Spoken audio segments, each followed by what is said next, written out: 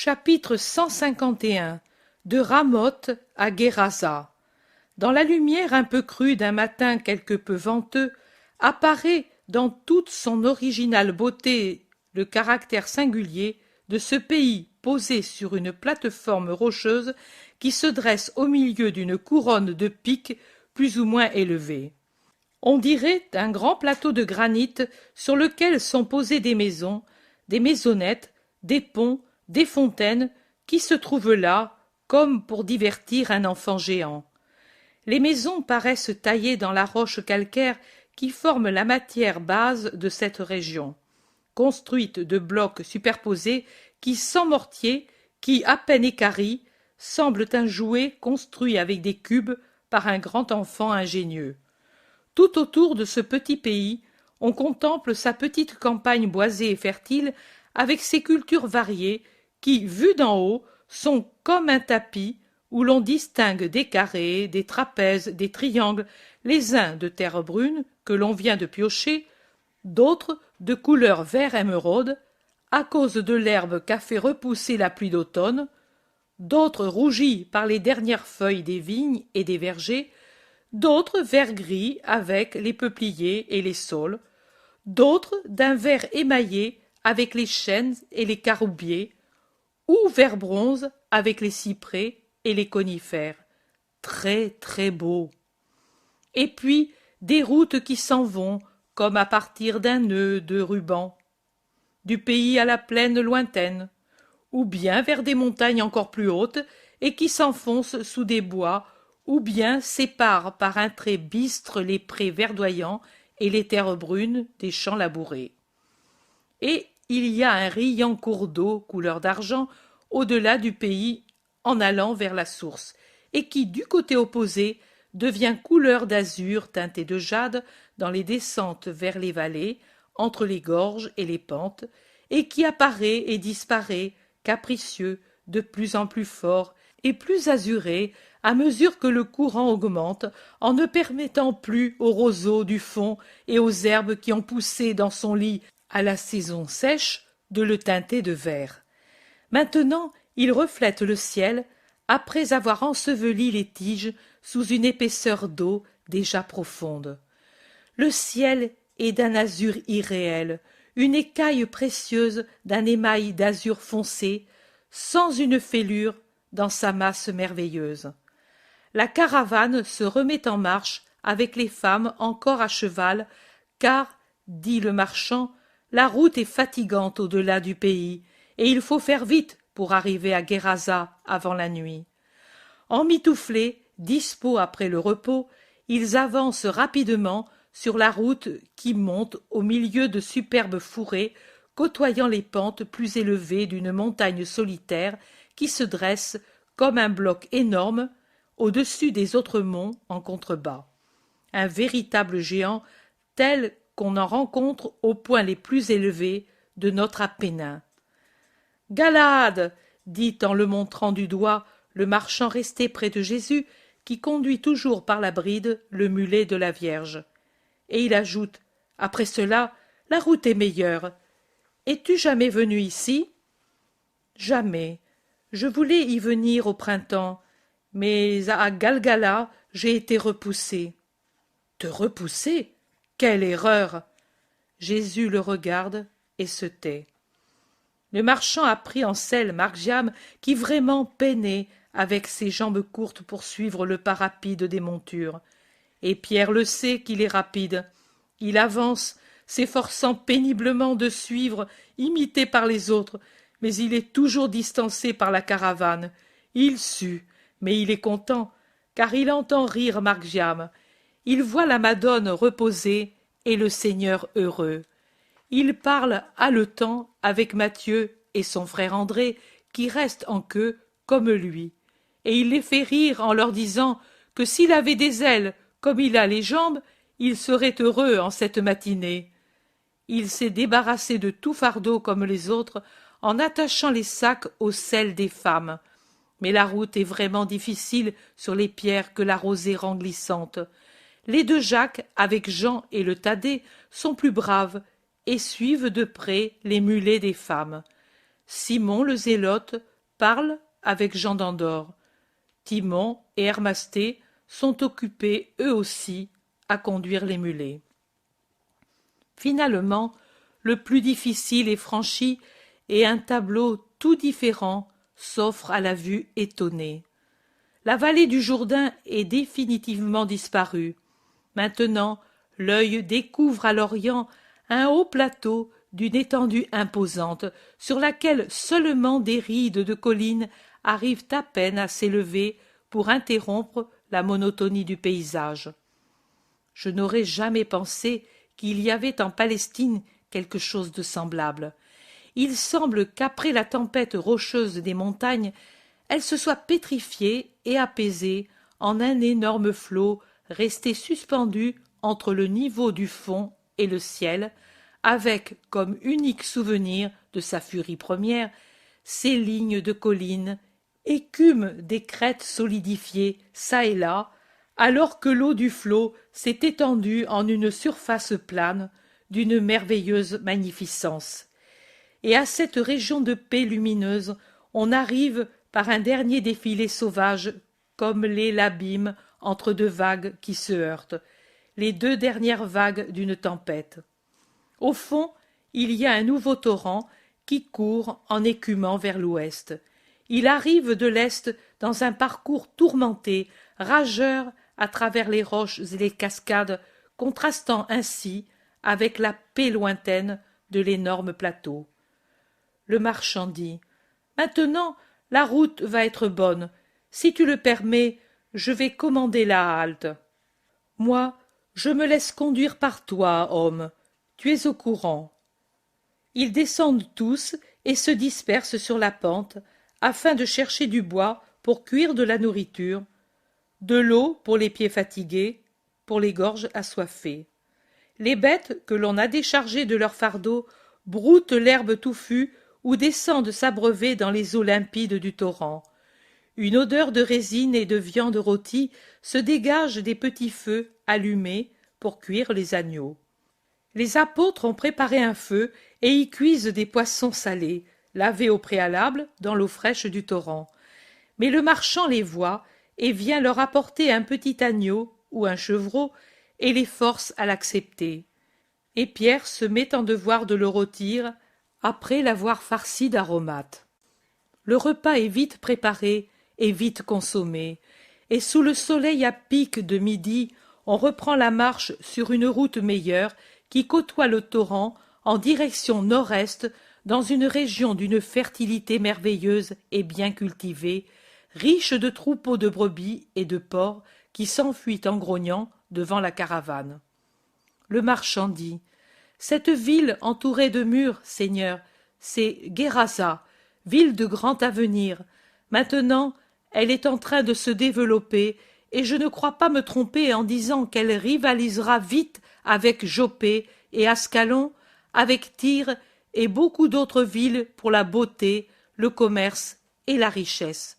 Les Romains en voient l'importance sur cette route qui va de la mer Rouge et par conséquent de l'Égypte par Damas vers la mer Pontique. Ils aident les Géraséniens à bâtir.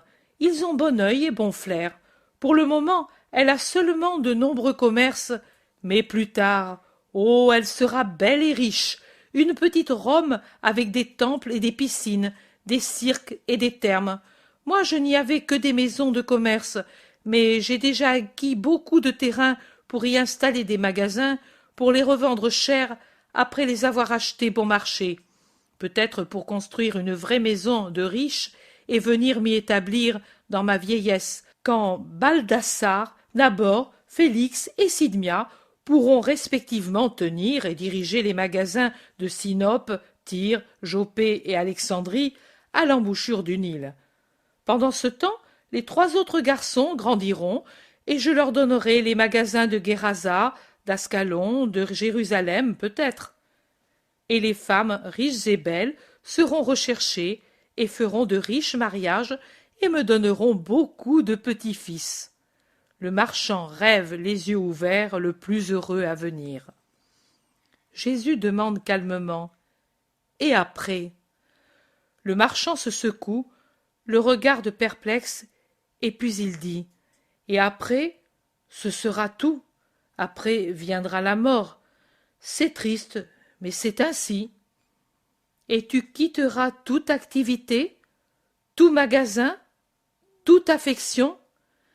Mais, Seigneur, moi je ne le voudrais pas, mais comme je suis né, je dois aussi mourir, et je devrais tout quitter. Et il pousse un soupir, capable par son vent de pousser en avant la caravane. Mais qui te dit qu'après la mort, on quitte tout? Qui? Mais les faits. Quand on est mort, plus rien. Plus de mains, plus d'yeux, plus d'oreilles. Tu n'es pas seulement mains, yeux et oreilles. Je suis un homme, je le sais, j'ai autre chose, mais tout finit avec la mort. C'est comme le coucher du soleil. Son coucher le fait disparaître.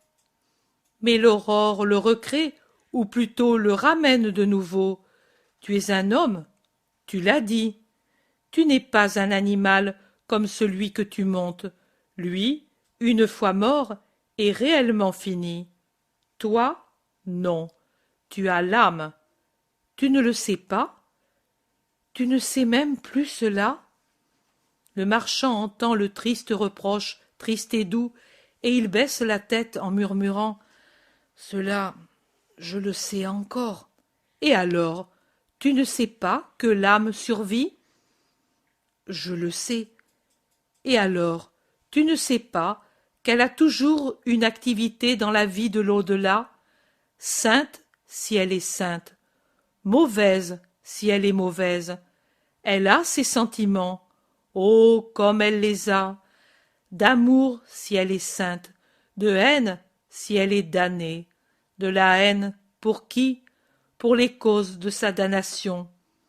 Dans ton cas, les activités, les magasins, les affections uniquement humaines. D'amour pour qui? Pour les mêmes choses. Et que de bénédictions sur les enfants et sur les activités des enfants peut apporter une âme qui est dans la paix du Seigneur. L'homme est pensif.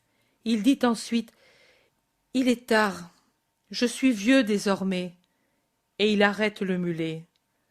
Jésus sourit et répond « Moi, je ne te force pas, je te conseille. » Et il se retourne pour regarder les apôtres qui, pendant l'arrêt avant d'entrer dans la ville, aident les femmes à descendre et prennent leurs sacs. La caravane repart, s'empressant d'entrer par la porte que gardent 2 tours dans la ville affairée. Le marchand revient vers Jésus. « Veux-tu encore rester avec moi? Si tu ne me renvoies pas, pourquoi ne devrais-je pas le vouloir? Pour ce que je t'ai dit, à toi, saint, je dois inspirer le dégoût. Oh non, je suis venu pour ceux qui sont comme toi. Je vous aime parce que c'est vous qui en avez le plus besoin. Tu ne me connais pas encore, mais je suis l'amour qui passe en mendiant l'amour. Alors, tu ne me hais pas? Je t'aime. Un éclair traverse le fond des yeux de l'homme, mais il dit avec un sourire « Alors, nous allons rester ensemble. À Guérasa, je vais m'arrêter 3 jours pour affaires. Là, je laisse les mulets pour les chameaux.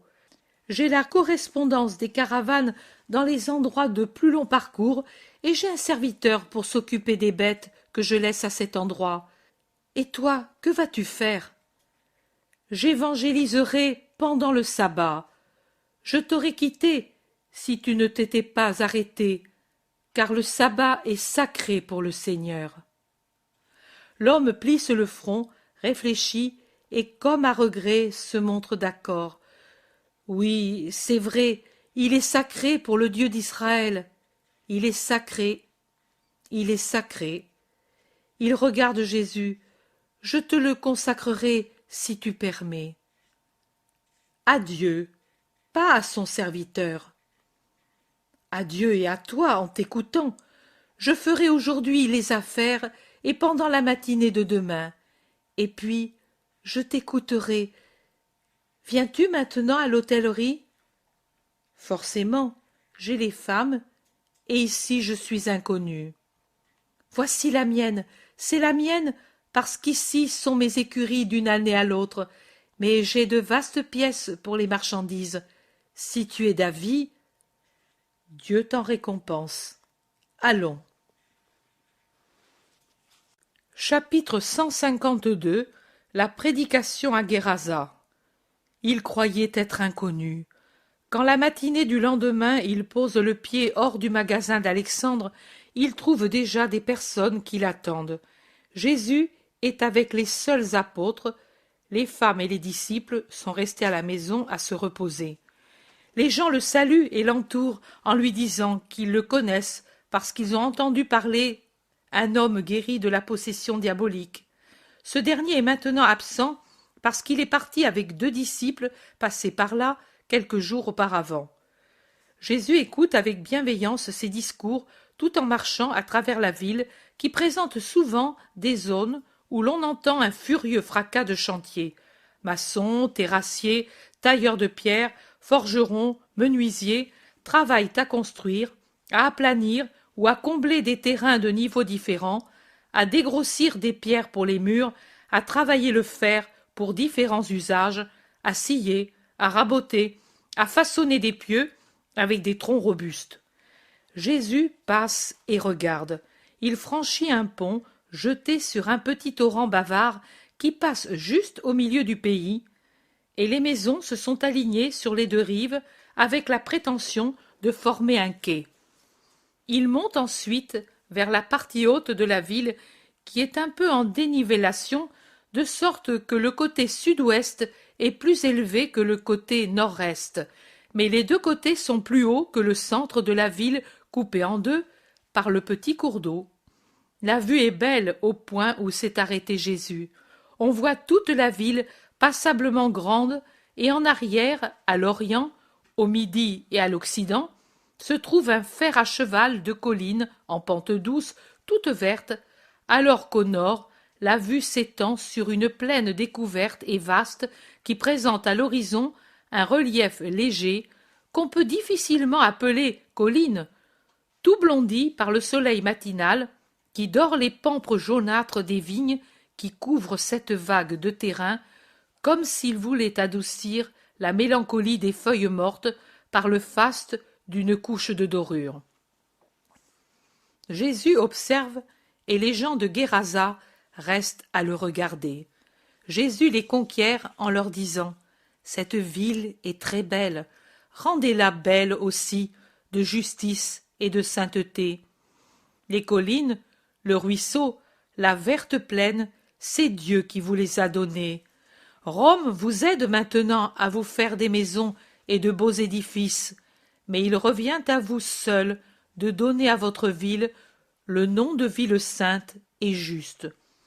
Une ville est ce que la font ses habitants, parce qu'une ville est une partie de la société qui s'enferme dans des murs, mais ce qui fait la ville, ce sont les habitants. La ville en elle-même ne pêche pas. Ils ne peuvent pêcher le ruisseau, le pont, les maisons, les tours. Ce sont des matières, non des âmes.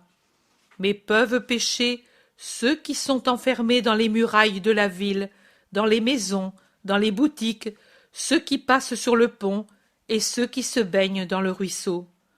On dit d'une ville factieuse et cruelle, c'est une ville très mauvaise. Mais c'est mal dit, ce n'est pas la ville qui est mauvaise, ce sont les habitants qui sont mauvais.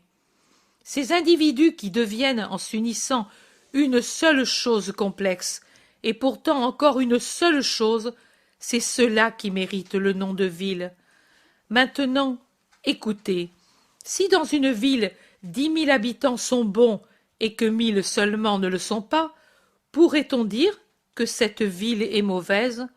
Non, on ne pourrait le dire. De même, si dans une ville de 10 000 habitants, il y a beaucoup de partis et que chacun tend à faire valoir le sien, peut-on encore dire que cette ville est unie? Non, on ne peut le dire. Et pensez-vous que cette ville sera prospère? Non, elle ne le sera pas. Vous, habitants de Guérasa, vous êtes maintenant tous unis dans la pensée de faire de votre ville une grande chose, et vous y réussirez parce que tous vous voulez la même chose et vous rivalisez entre vous pour atteindre ce but. Mais si parmi vous s'élevaient des partis différents et que l'un vienne à dire non, il vaut mieux s'étendre vers l'Occident, et un autre pas du tout, nous irons vers le nord du côté de la plaine, et un troisième ni ici ni là, nous voulons nous grouper au centre près du ruisseau.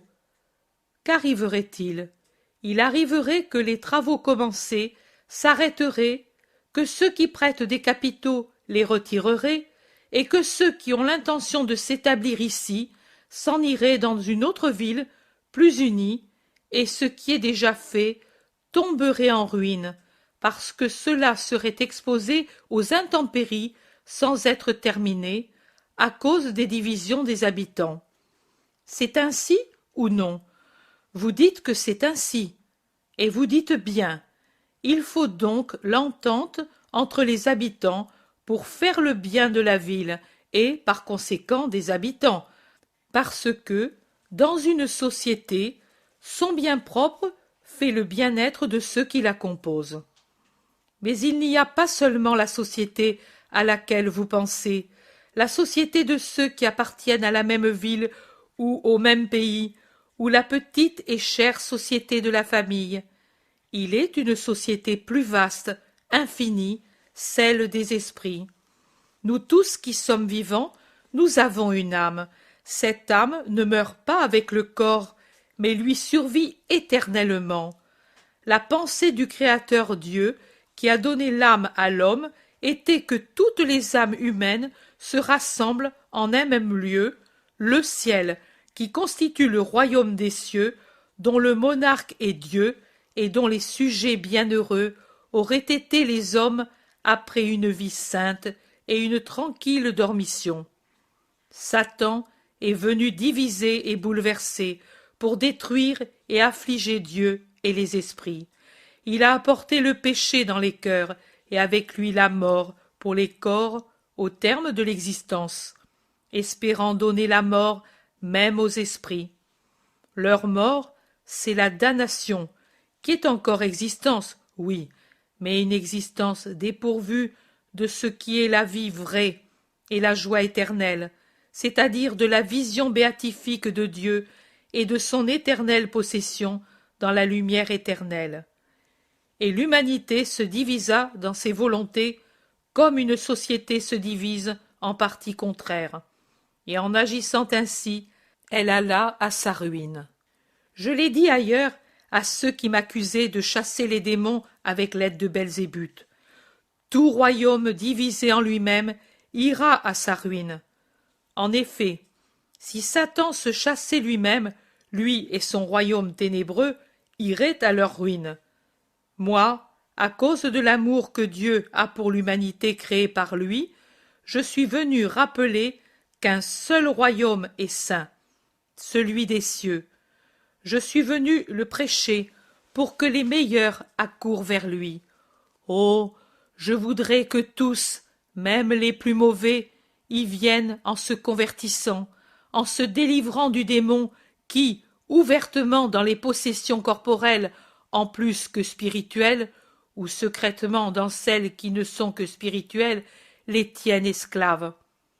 C'est pour cela que je vais guérissant les malades, chassant les démons des corps possédés, convertissant les pécheurs, pardonnant au nom du Seigneur, instruisant en vue du royaume, accomplissant des miracles pour vous persuader de mon pouvoir et que Dieu est avec moi. Car on ne peut faire des miracles si on n'a pas pour ami Dieu, parce que si je chasse les démons par le doigt de Dieu, que je guéris les malades, que je purifie les lépreux, que je convertis les pécheurs, que j'annonce le royaume, que je donne l'enseignement pour y parvenir, et que j'y appelle au nom de Dieu, et que Dieu est condescendant à mon égard d'une manière claire et indiscutable, et que seuls les ennemis des loyaux peuvent dire le contraire, tout cela est le signe que le royaume est arrivé parmi vous et doit être construit, car c'est l'heure de sa fondation. Comment se fonde le royaume de Dieu dans le monde et dans les cœurs? Par le retour à la loi mosaïque et par la connaissance exacte, si on l'ignore, et surtout par l'application totale de la loi à soi-même dans tout événement et à tout moment de la vie. De quelle nature est cette loi?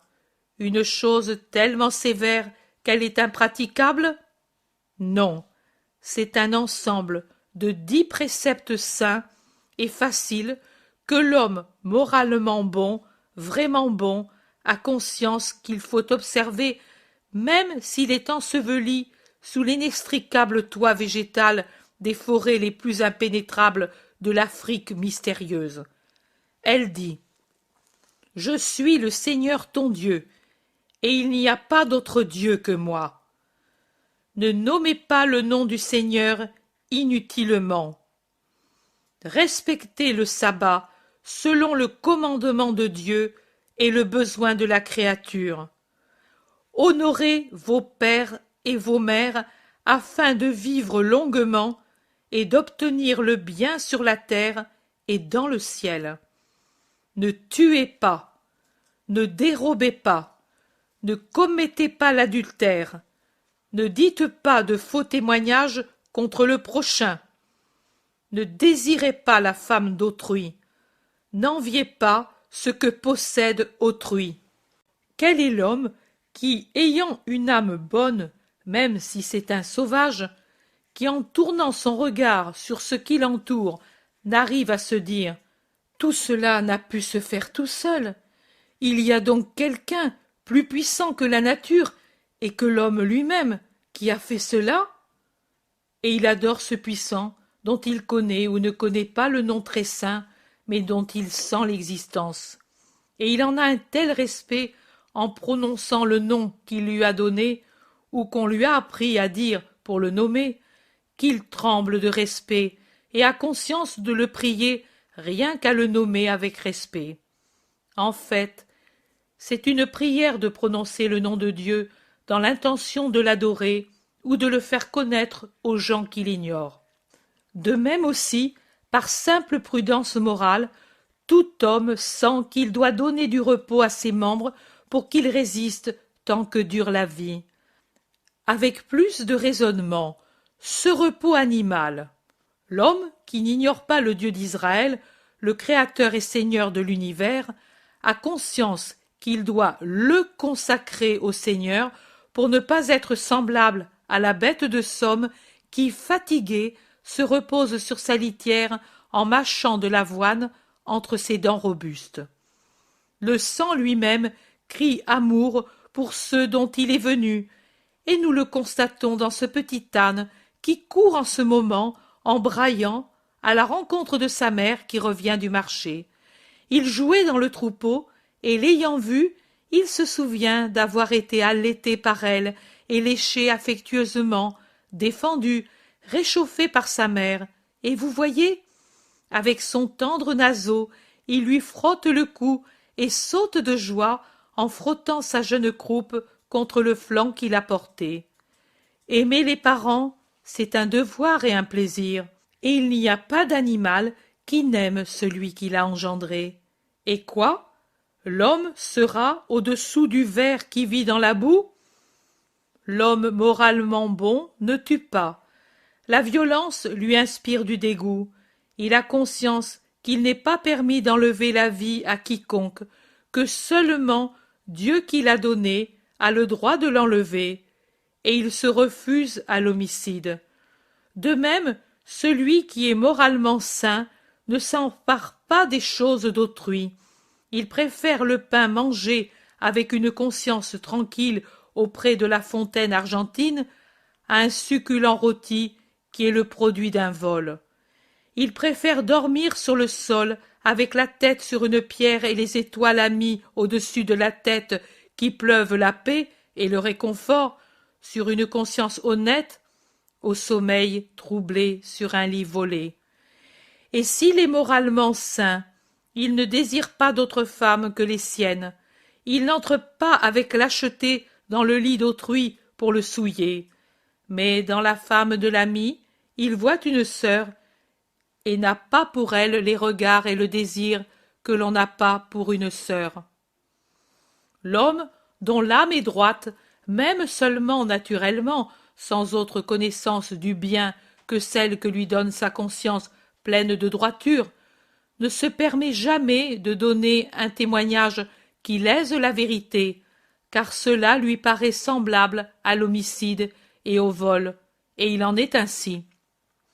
Mais ses lèvres sont honnêtes comme son cœur, et il n'a pas de regard pour désirer la femme d'autrui. Il n'en a même pas le désir, parce qu'il sait que le désir est ce qui pousse au péché. Et il n'a pas d'envie, parce qu'il est bon. Celui qui est bon n'envie jamais. Il est content de son sort. Cette loi, avec ses exigences, vous paraît-elle impraticable? Ne vous faites pas tort. Je suis certain que vous ne le ferez pas. Et si vous ne le faites pas, vous fonderez le royaume de Dieu en vous et dans votre ville, et vous vous retrouverez un jour heureux avec ceux que vous avez aimés et qui, comme vous, ont conquis le royaume éternel dans les joies sans fin du ciel. Mais dans notre intérieur même se trouvent les passions comme des habitants renfermés dans les murs d'une ville. Il faut que toutes les passions de l'homme veuillent la même chose, à savoir la sainteté. Autrement, c'est inutilement qu'une partie tendra au ciel, si ensuite une autre laisse sans les garder les portes et y laisse pénétrer le séducteur ou neutralise par des discussions et des paresses l'action d'une partie des habitants spirituels en faisant périr l'intérieur de la ville et en l'abandonnant aux orties, aux herbes empoisonnées, aux chiens-dents, aux serpents, aux scorpions, rats et chacals, aux hiboux, c'est-à-dire aux mauvaises passions et aux anges de Satan. Il faut veiller sans jamais y manquer, comme des sentinelles que l'on met au mur pour empêcher le malin d'entrer là où nous voulons construire le royaume de Dieu. En vérité, je vous dis que tant que l'homme fort garde en armes l'entrée de sa maison, tout ce qui s'y trouve est en sécurité. Mais s'il vient un autre plus fort que lui, ou s'il laisse sa porte sans la garder, alors le plus fort en vient à bout, le désarme, et lui, privé des armes auxquelles il se confiait, il s'humilie et se rend, et le fort le fait prisonnier en prenant les dépouilles de celui qui l'a vaincu.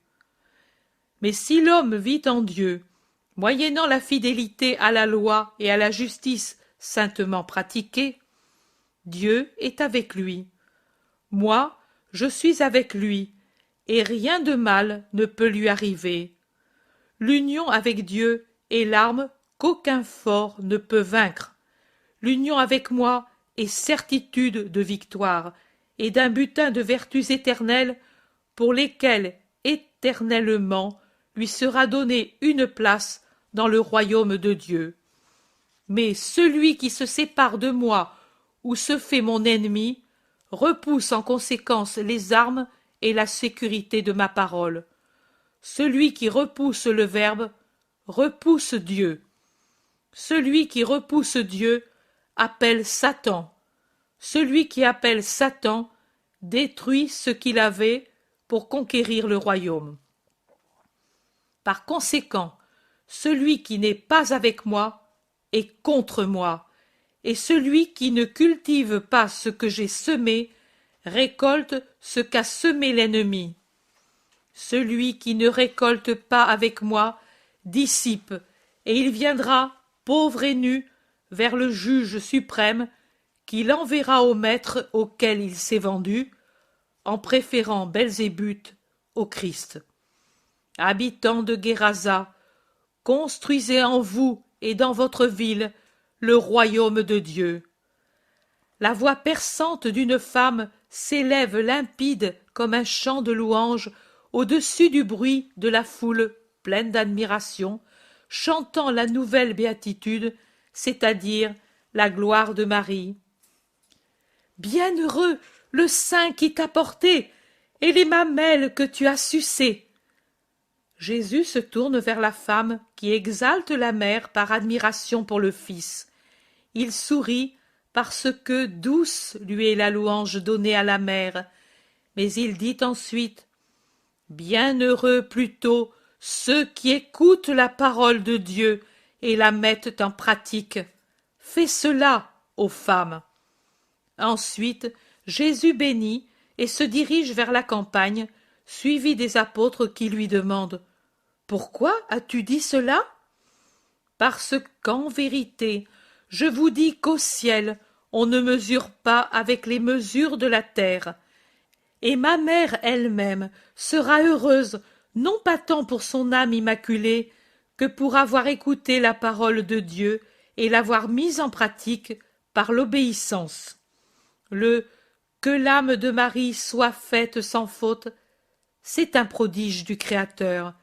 C'est à lui donc qu'en va la louange, mais le « qu'il soit fait de moi selon ta parole », c'est un prodige de ma mère. C'est donc pour cela qu'est grand son mérite, si grand que pour cette capacité d'écouter Dieu, parlant par la bouche de Gabriel, et pour sa volonté de mettre en pratique la parole de Dieu sans rester à soupeser les difficultés et les douleurs immédiates et futures qui viendraient de son adhésion, est venu le Sauveur du monde. Vous voyez donc qu'elle est ma bienheureuse mère, non seulement parce qu'elle m'a engendré et allaité, mais parce qu'elle a écouté la parole de Dieu et l'a mise en pratique par l'obéissance. Mais maintenant, rentrons à la maison. Ma mère savait que j'étais dehors pour peu de temps et pourrait craindre en voyant que je tarde. Nous sommes dans un pays à demi païen, mais en vérité il est meilleur que les autres. Aussi partons et tournons par derrière les murs pour échapper à la foule qui me retiendrait encore. Allons vite par derrière ces bosquets touffus. Chapitre 153. Le sabbat à Guérasa. Elles sont longues les heures d'un jour quand on ne sait que faire, et ils ne savent vraiment pas que faire pendant ce sabbat ceux qui sont avec Jésus, dans un pays où ils n'ont pas de connaissances, dans une maison où les différences de langues et de coutumes les séparent, comme s'il ne suffisait pas des préjugés hébraïques pour les tenir séparés des caravaniers et des serviteurs d'Alexandre Misas. Aussi, plusieurs sont restés au lit, ou bien somnolent au soleil qui chauffe la vaste cour carrée de la maison. Une cour faite vraiment pour accueillir des caravanes, avec des bassins et des anneaux fixés au mur ou aux colonnes d'un portique rustique qui s'étend le long des quatre côtés, et des écuries nombreuses avec des greniers à foin ou à paille sur trois côtés. Les femmes se sont retirées dans leurs pièces, je n'en vois aucune. Margiane trouve aussi de la distraction dans la cour fermée. Il observe le travail des palefreniers qui étrillent les mulets, changent les litières, observe les sabots, réajuste les fers qui ne tiennent plus, ou bien, cela est pour lui d'un intérêt encore plus grand parce que c'est une chose nouvelle, il observe avec enchantement la façon dont les chameliers s'y prennent avec les chameaux pour préparer dès ce jour la charge de chaque animal en la proportionnant à la bête, en l'équilibrant, et comment ils font agenouiller et se dresser l'animal pour pouvoir le charger et le décharger, en le récompensant ensuite avec une poignée de légumes secs qui me paraissent des fèves, et en finissant par une distribution de baies, de caroubiers, que les hommes aussi mâchonnent avec plaisir. Margiam est vraiment étonné et il regarde autour de lui pour trouver quelqu'un qui partage son étonnement. Mais il est déçu parce que les adultes ne s'intéressent pas aux chameaux, ou bien ils parlent entre eux, ou bien ils sommeillent. Il va trouver Pierre qui dort comme un bienheureux, la tête appuyée sur du foin moelleux, et il le secoue par la manche. Pierre ouvre l'œil à demi et demande « Qu'est-ce qu'il y a? Qui me veut ?»« C'est moi. Viens voir les chameaux. »« Laisse-moi dormir. J'en ai tant vu. » De vilaines bêtes. L'enfant va trouver Matthieu, qui fait les comptes de la caisse, car dans ce voyage, c'est lui le trésorier. J'ai été auprès des chameaux, tu sais. Ils mangent comme des brebis, tu sais, et ils s'agenouillent comme des hommes, et ils semblent des barques avec leurs mouvements de roulis quand ils marchent. Les as-tu vus? Matthieu, qui ne sait plus où il en est dans ses comptes par suite de l'interruption, répond sèchement « Oui », et il revient à son argent. Autre déception. Marc-Jam regarde autour de lui. Voilà Simon le Zélote et Jude Thaddée qui parlent. « Comme ils sont beaux, les chameaux, et bons, ils les ont chargés et déchargés, et ils se sont mis par terre pour que l'homme ne se fatigue pas. Puis ils ont mangé les caroubes. Les hommes aussi en ont mangé. Cela me plairait, mais je ne sais me faire comprendre. Viens, toi !» Et il prend Simon par la main. Ce dernier, absorbé en une paisible discussion avec le Thaddée, répond distraitement « Oui, chérie, va, va, et fais attention à ne pas te faire mal. » Marc-Jam le regarde étonné. Simon ne lui a pas répondu sur le même ton. Il va presque pleurer. Il s'éloigne découragé et va s'appuyer à une colonne. Jésus sort d'une pièce et le voit en train de bouder et seul. Il va trouver l'enfant et lui met une main sur la tête. « Que fais-tu, tout seul et chagrin ?»« Personne ne m'écoute. »« Que voulais-tu dire aux autres ?»« Rien, je parlais des chameaux. Ils sont beaux, ils me plaisent. Ce doit être comme d'aller en barque d'aller là-haut. Et ils mangent des caroubes, même les hommes. »« Et tu veux aller là-haut et manger des caroubes ? Viens, allons voir les chameaux. » Et Jésus le prend par la main et va avec l'enfant, tout rasséréné, au fond de la cour. Il va tout droit vers un chamelier et le salue d'un sourire. Celui-ci s'incline et il continue à observer son animal auquel il ajuste le fronton et règle la bride. « Homme, tu me comprends ?»« Oui, Seigneur, depuis 20 ans je vous connais. » Cet enfant a un grand désir, monter à chameau, et un petit, manger une caroube. Et Jésus sourit encore plus vivement. « Ton fils ? Je n'ai pas de fils, moi, je n'ai pas d'épouse. Toi, si beau et si fort, tu n'as pas trouvé de femme ? Je ne l'ai pas cherchée. Tu ne sens pas le désir d'une femme ? Non, jamais. » L'homme le regarde abasourdi, puis il dit « Moi, j'ai 9 enfants à Ichkilo. J'y vais. Un enfant, j'y vais, un enfant. Toujours. » « Tu les aimes bien, tes enfants ? » « Mon sang ! Mais le travail est dur. Moi ici, les enfants là-bas. Au loin, mais c'est pour leur pain. Tu comprends ? » « Je comprends. Alors tu peux comprendre l'enfant qui veut monter à chameau et manger les caroubes ? » « Oui, viens. » « Peur ? Non. Bravo, un bel enfant. Moi aussi j'en ai un comme cela, noir comme cela. Prends ici, serre bien, et il lui met dans les mains le manche bizarre qui se trouve au-devant de la selle. Tiens-toi, maintenant je viens et le chameau se lève. Pas peur, hein ? Et l'homme grimpe sur la selle élevée et s'installe et appelle le chameau qui se dresse obéissant en tanguant fortement. Marc-Jam rit heureux, d'autant plus heureux que l'homme lui a mis dans la bouche une magnifique caroube. L'homme met le chameau au pas, dans la cour, puis au trot.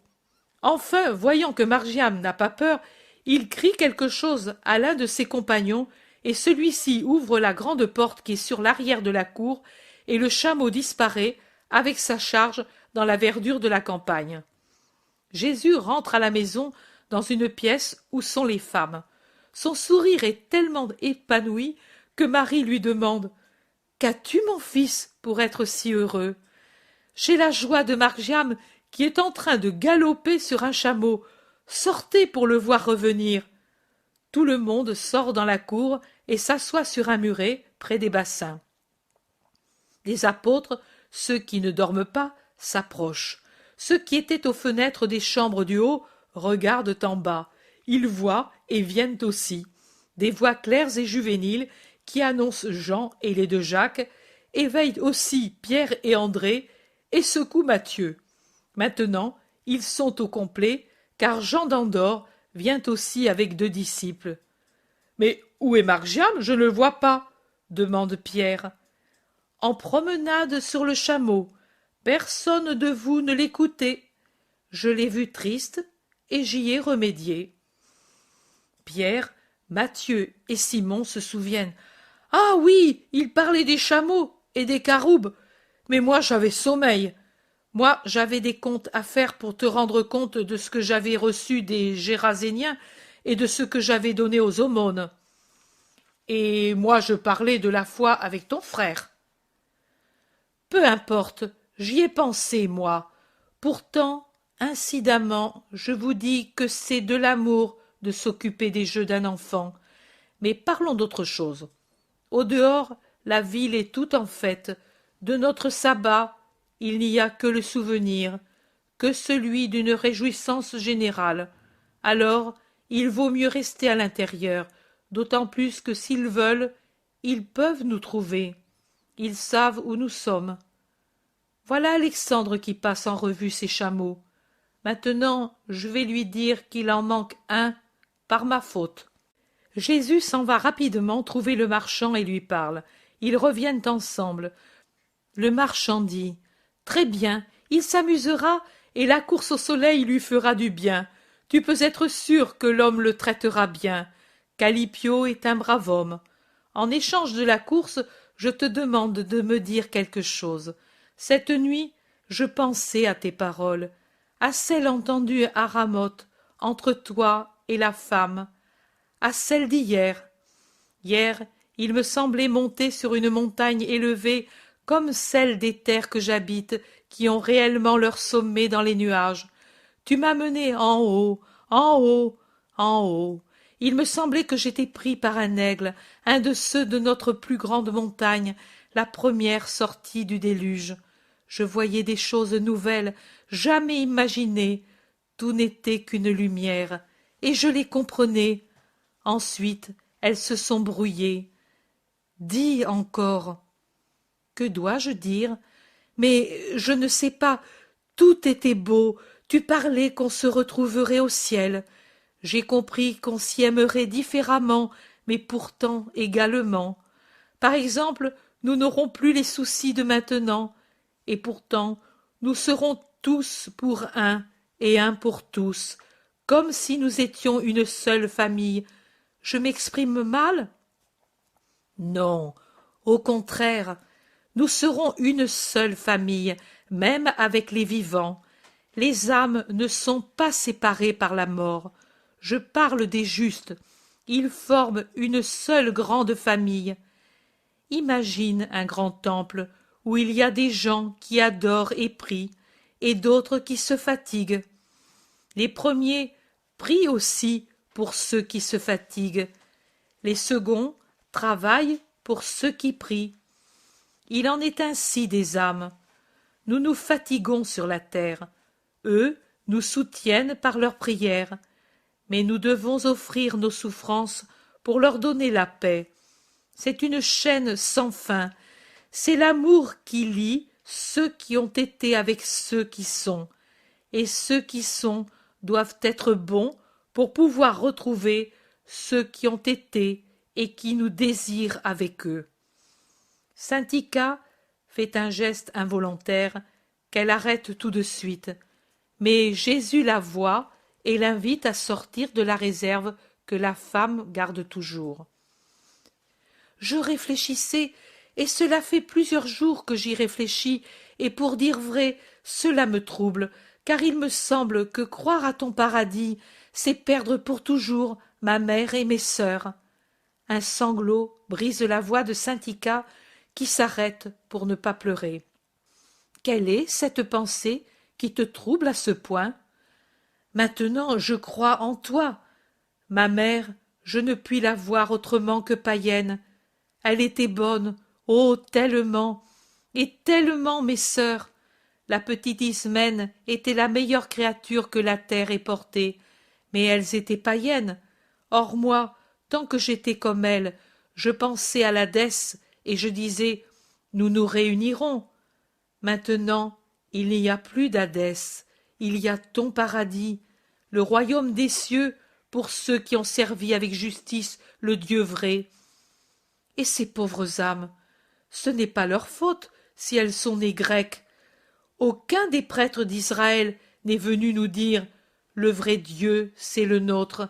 Et alors, leur vertu, rien, leur souffrance, rien, et ténèbres éternelles et éternelle séparation de moi, je te le dis, un tourment, il me semble presque les avoir reniés. Pardon, Seigneur. Je pleure. Et elle s'agenouille en pleurant désolée. Alexandre Misas dit « Voilà, je me demandais moi aussi si en devenant injuste, je retrouverais jamais le père, la mère, les frères, les amis. » Jésus met ses doigts sur la tête brune de saint Ika et dit « Il y a faute quand, en connaissant le vrai, on persiste dans l'erreur. Pas quand on est convaincu d'être dans la vérité et qu'aucune voix n'est venue dire « Ce que je vous apporte est la vérité. Laissez vos chimères pour cette vérité et vous aurez le ciel. » Dieu est juste. Veux-tu qu'il ne récompense pas la vertu si elle s'est formée toute seule au milieu de la corruption d'un monde païen? Donne-toi la paix, ma fille. Mais la faute d'origine, mais le culte infâme, mais autre chose serait dite par les Israélites qui oppresseraient l'âme déjà affligée de saint Ika, si Jésus, par un geste, n'avait imposé le silence. Il dit « La faute d'origine est commune à tous, Israélites ou non. Ce n'est pas une prérogative des païens.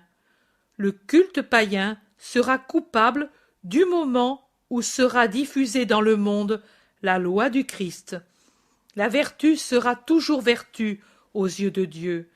Et par mon union avec le Père, je dis, et je dis en son nom, en traduisant par des paroles la pensée très sainte, que les voies du pouvoir miséricordieux sont si grandes et tendant toutes à réjouir les vertueux, que seront enlevées les barrières d'une âme à une autre âme, et que la paix existera pour ceux qui méritent la paix.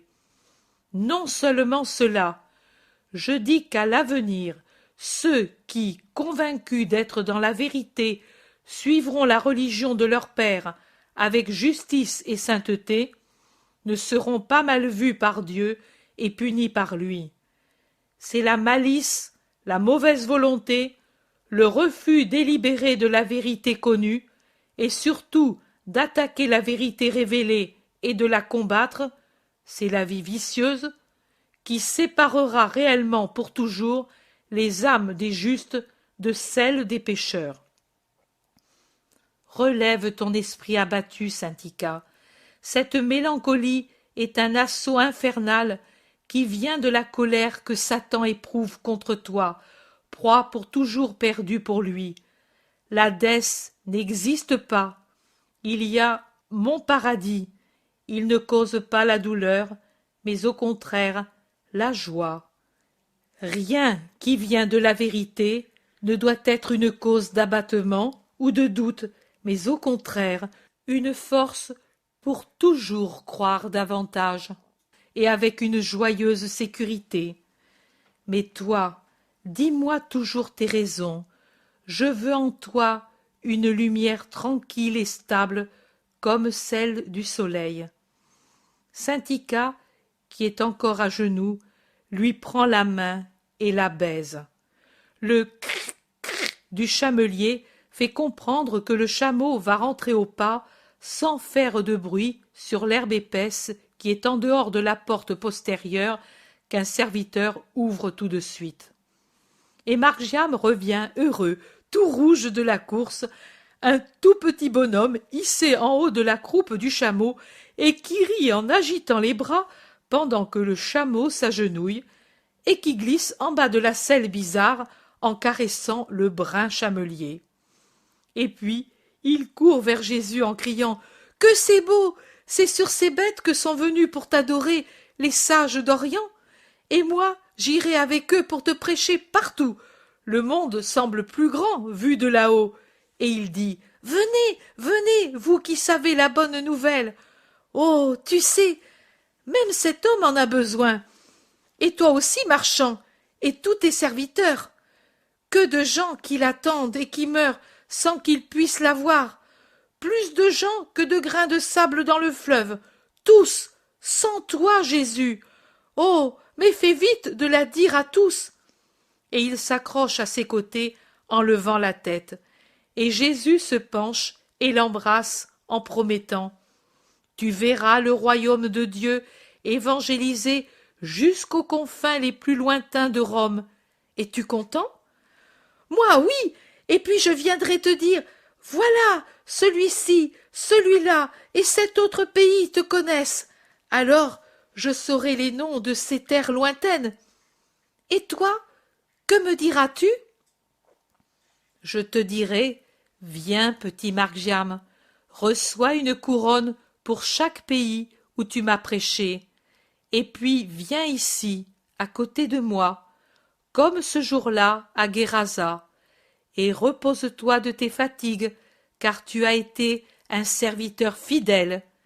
Et maintenant, il est juste que tu sois bien heureux dans mon royaume. » Chapitre 154. Le départ de Guérasa. La caravane sort de la cour d'Alexandre, rangée comme pour une parade militaire. En queue, Jésus avec tous les siens. Les chameaux, avec leurs lourdes charges, s'avancent en se dodelinant d'un pas rythmé, et leur tête semble demander à chaque pas « Pourquoi? Pourquoi ?»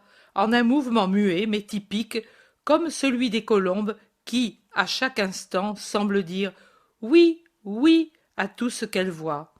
La caravane doit traverser la ville. Elle défile dans la claire atmosphère du matin. Tous les hommes sont emmitouflés parce qu'il fait froid. Les sonnailles des chameaux, les cric-cric des chameliers, la plainte d'un chameau qui regrette l'étable tranquille préviennent les Géraséniens du départ de Jésus. La nouvelle se répand, rapide comme l'éclair, et des Géraséniens viennent le saluer et lui apporter des cadeaux de fruits et autres nourritures. Voici qu'un homme accourt avec un petit malade. « Bénis-le pour qu'il guérisse, aie pitié !» Jésus lève la main et bénit en ajoutant « Va tranquille, aie foi !» Et l'homme répond un oui si plein de confiance qu'une femme demande « Mon homme malade d'ulcère aux yeux, le guérirais-tu » Si vous êtes capable de croire, oui. Alors je vais le chercher. Attends-moi, Seigneur. Et elle vole, rapide comme une hirondelle. Attendre, c'est vite dit. Les chameaux avancent. Alexandre, en tête de la colonne, ne sait ce qui se passe en queue. Il n'y a qu'à prévenir l'homme. Cours, Margiam, va dire aux marchands qu'ils s'arrêtent avant de sortir des murs, dit Jésus. Et Margiam file pour accomplir sa mission. La caravane s'arrête pendant que le marchand vient vers Jésus. « Qu'est-ce qui arrive ?»« Reste, et tu verras. » La femme de Guérasa est vite de retour avec son mari qui a les yeux malades. C'est autre chose que des ulcères. Ce sont 2 trous pleins de pourriture qui s'ouvrent au milieu du visage. L'œil est là au milieu, embué, rougi, à moitié aveugle, et il en sort un liquide répugnant. À peine l'homme enlève-t-il le bandeau sombre qui lui cache la lumière, que sa plainte augmente parce que la lumière avive la douleur de l'œil malade. L'homme gémit « Pitié, je souffre tant !» Tu as aussi beaucoup péché. De cela, tu ne te lamentes pas? Tu ne t'affliges que de pouvoir perdre cette pauvre vue du monde? Ne sais-tu rien de Dieu? N'as-tu pas peur des ténèbres éternelles? Pourquoi as-tu péché? L'homme pleure et se baisse sans parler. Sa femme aussi pleure et gémit. Moi, j'ai pardonné. Et moi, je lui pardonnerai s'il me jure ici qu'il ne retombera plus dans son péché. Oh oui, pardonne-moi, je sais maintenant ce qu'amène le péché avec lui. Pardonne-moi. Comme la femme, pardonne-moi. Tu es le bon. Moi, je te pardonne. Va à ce ruisseau et lave-toi le visage dans l'eau, et tu guériras. L'eau froide lui est nuisible, Seigneur, gémit la femme. Mais l'homme ne pense qu'à y aller et s'y rend à tâtons jusqu'à ce que l'apôtre Jean, pris de pitié, le prenne par la main et le conduise seul, mais ensuite la femme le prend par l'autre main. L'homme descend jusqu'au bord de l'eau glacée qui barbotte sur les cailloux. Il se penche, prend de l'eau dans le creux de ses mains, se lave et se relave le visage. Il ne donne pas signe de souffrance et paraît au contraire éprouver du soulagement. Puis, le visage encore mouillé, il remonte la berge, revient vers Jésus qui lui demande « Eh bien, tu es guéri ?»« Non, Seigneur, pas pour l'instant, mais tu l'as dit et je guérirai. »« Alors, garde ton espérance. Adieu. » La femme s'affaisse en pleurant, elle est déçue. Jésus fait signe au marchand qu'il peut repartir, et le marchand, déçu lui aussi, fait passer l'ordre. Les chameaux se remettent en marche avec leurs mouvements de barque qui tanguent, et ils sortent des murs. Ils prennent la route des caravanes qui s'en va, large et poussiéreuse, vers le sud-ouest. Les deux derniers du groupe apostolique, c'est-à-dire Jean d'Andorre et Simon le Zélote, ont dépassé les murs d'une vingtaine de mètres quand un cri retentit dans l'air silencieux. Il paraît remplir le monde, il se répète toujours plus haut, plus joyeux, plus triomphal. « Je vois Jésus, Jésus béni, je vois, j'ai cru, je vois Jésus, Jésus, Jésus béni. » Et l'homme, dont le visage est redevenu complètement saint, les yeux redevenus beaux, deux escarboucles lumineuses et vivantes, fend les rangs des apôtres et tombe aux pieds de Jésus, presque sous les pieds du chameau du marchand, qu'il a juste le temps d'écarter de l'homme prosterné. L'homme baise le vêtement de Jésus en répétant « J'ai cru, et je vois Jésus béni. » Lève-toi et sois heureux, et surtout bon. Dis à ta femme qu'elle sache croire complètement. Adieu. Et Jésus se dégage de l'étreinte du miraculé et reprend sa marche. Le marchand caresse sa barbe pensif. Finalement il demande « Et s'il n'avait pas su continuer de croire après la déception du lavage ?» Il serait resté tel qu'il était avant. Pourquoi exiges-tu tant de foi pour faire un miracle? Parce que la foi témoigne de la présence de l'espérance et de l'amour pour Dieu. Et pourquoi as-tu voulu d'abord le repentir? Parce que le repentir rend ami de Dieu. Moi qui n'ai pas de maladie, que devrais-je faire pour témoigner que j'ai la foi? Venir à la vérité. Et pourrais-je y venir sans l'amitié de Dieu? Tu ne pourrais y venir sans la bonté de Dieu. Le Seigneur permet que celui qui, encore sans repentir, le cherche, arrive à le trouver. Car le repentir vient généralement lorsque l'homme, consciemment ou avec un peu de conscience de ce que veut son âme, connaît Dieu. Auparavant, il est comme hébété, guidé par son seul instinct. Tu n'as jamais éprouvé le besoin de croire? Bien des fois, je n'étais pas satisfait, voilà, de ce que j'avais. Je sentais qu'il y avait autre chose de plus fort que l'argent, que mes enfants, mes espérances, mais je ne me donnais pas ensuite la peine de chercher, à savoir ce que, inconsciemment, je cherchais. Ton âme cherchait Dieu. La bonté de Dieu a permis que tu trouves Dieu. Le repentir, pour ton stérile passé loin de Dieu, te donnera l'amitié de Dieu. Alors, pour avoir le miracle de voir par l'âme la vérité, je devrais me repentir du passé? Certainement, te repentir et te décider à un complet changement de vie. L'homme se remet à caresser sa barbe et il semble être en train d'étudier et de compter les poils du cou du chameau, tant il reste le regard fixe. Sans le vouloir, il heurte la bête avec le talon, et celle-ci y voit une invitation à accélérer le pas, et elle le fait en amenant le marchand en tête de la caravane. Jésus ne le retient pas. Au contraire, il s'arrête en se laissant dépasser par les femmes et les apôtres jusqu'à ce que le rejoignent Simon le Zélote et Jean d'Andorre. Jésus s'unit à eux. « De quoi parlez-vous » demande-t-il. « Nous parlions du découragement que doit éprouver celui qui ne croit à rien ou qui a perdu la foi qu'il avait. Hier, Syntycha était réellement angoissée, bien qu'elle soit passée à une foi parfaite, répond le Zélote.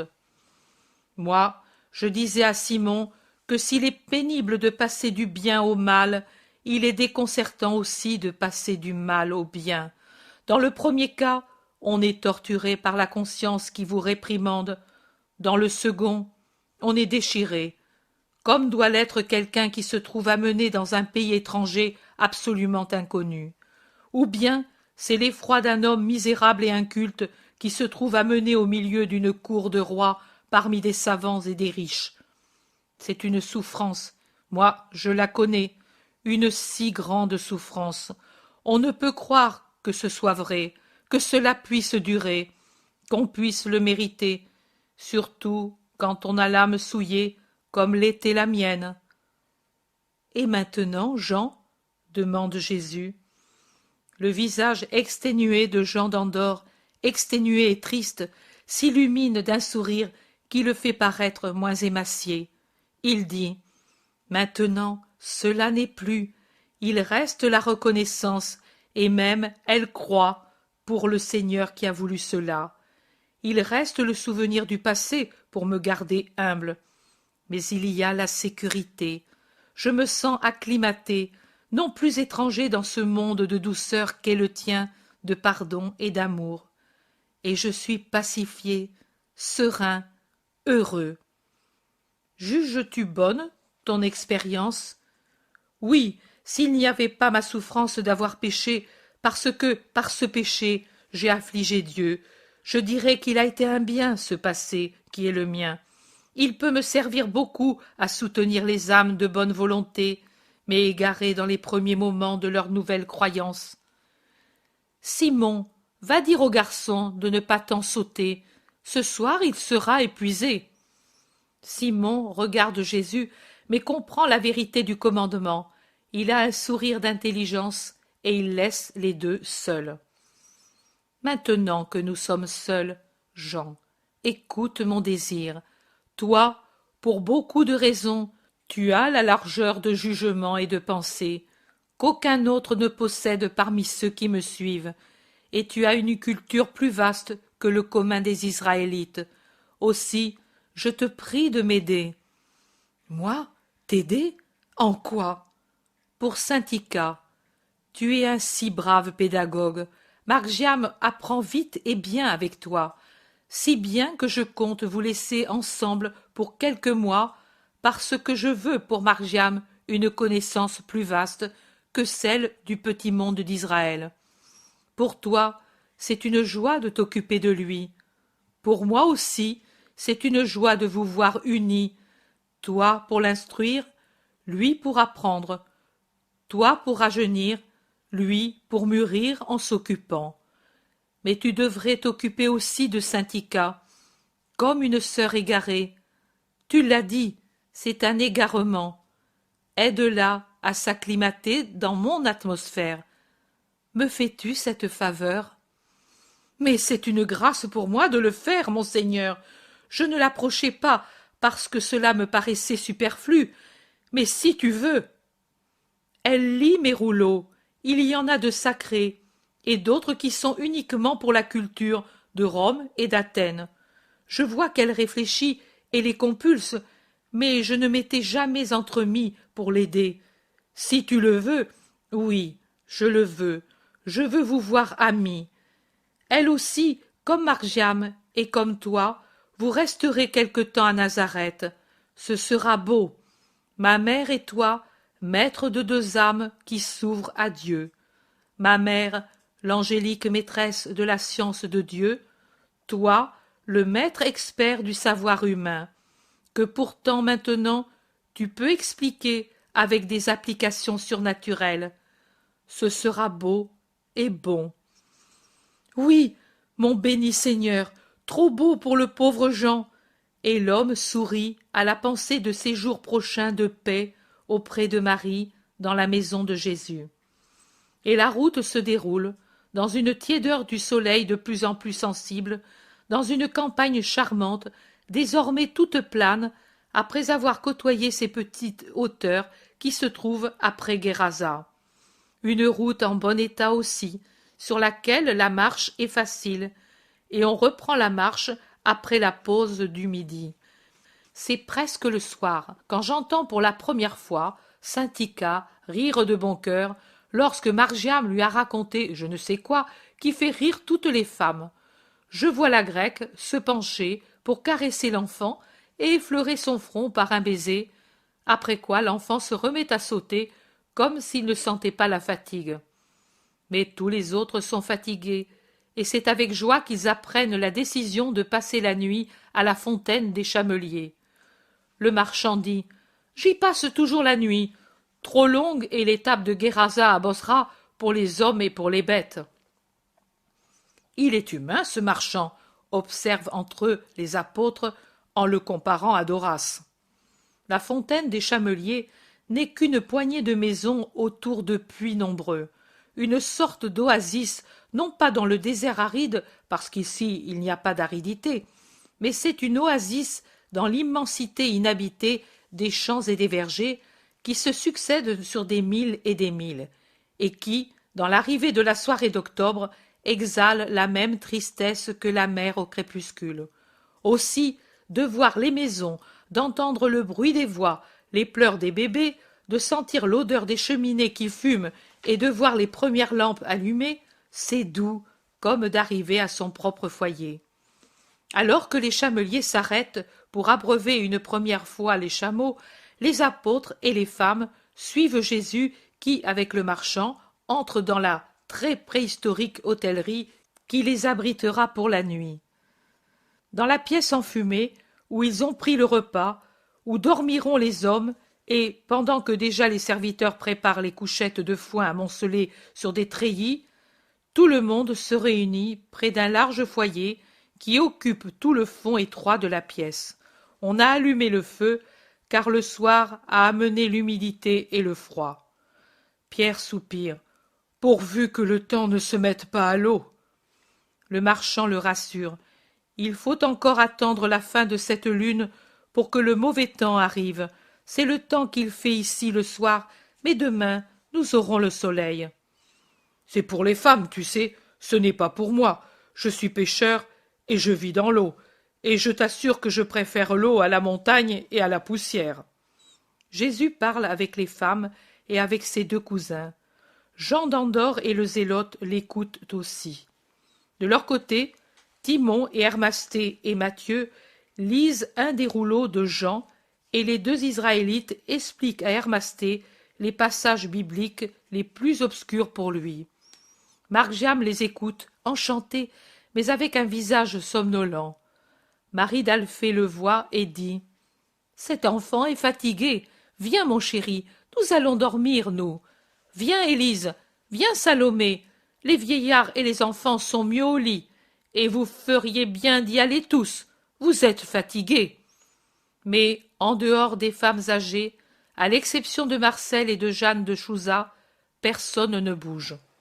Quand, après avoir été bénies, elles s'en sont allées, Matthieu murmure « Qui aurait dit à ces femmes qu'il leur faudrait dormir sur la paille loin de leur maison il y a seulement peu de temps ?»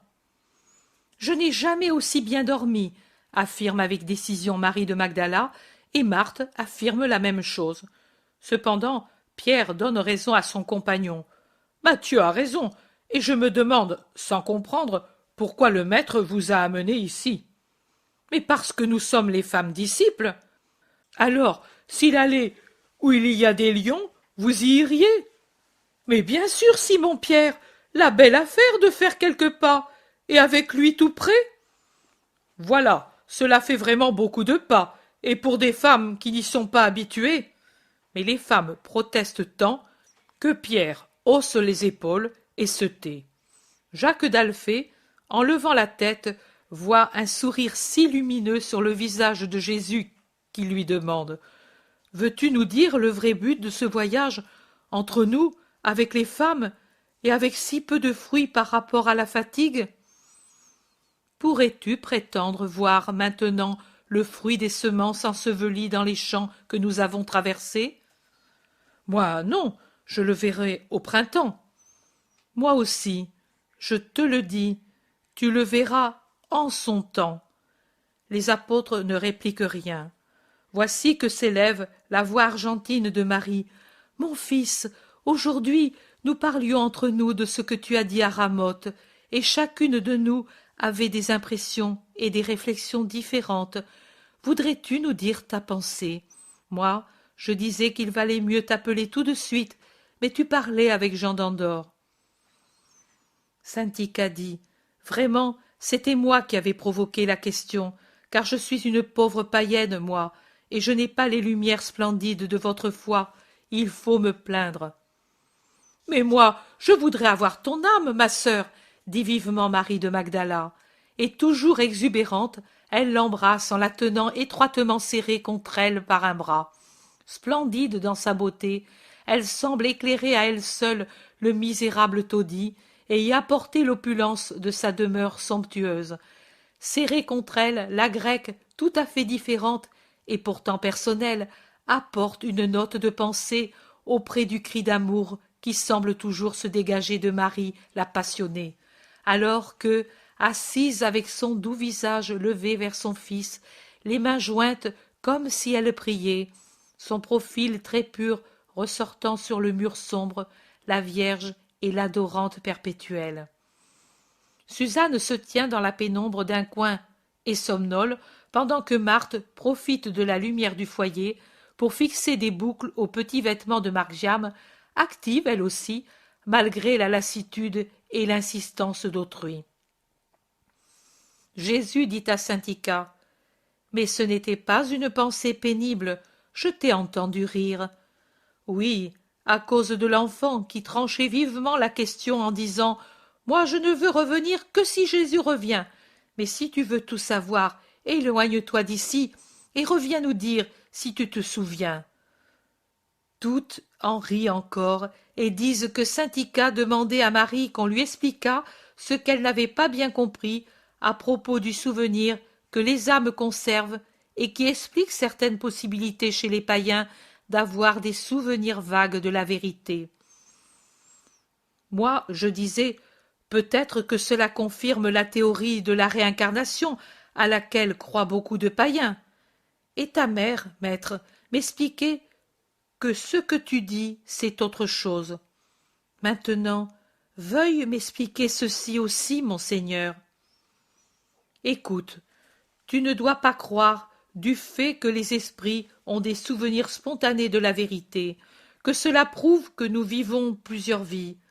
Désormais, tu es déjà suffisamment instruite pour savoir comment l'homme a été créé, comment l'homme a péché, comment il a été puni. On t'a expliqué comment dans l'homme animal a été incorporée par Dieu une âme unique. Cette dernière est créée à chaque fois et n'est jamais utilisée pour des incarnations successives.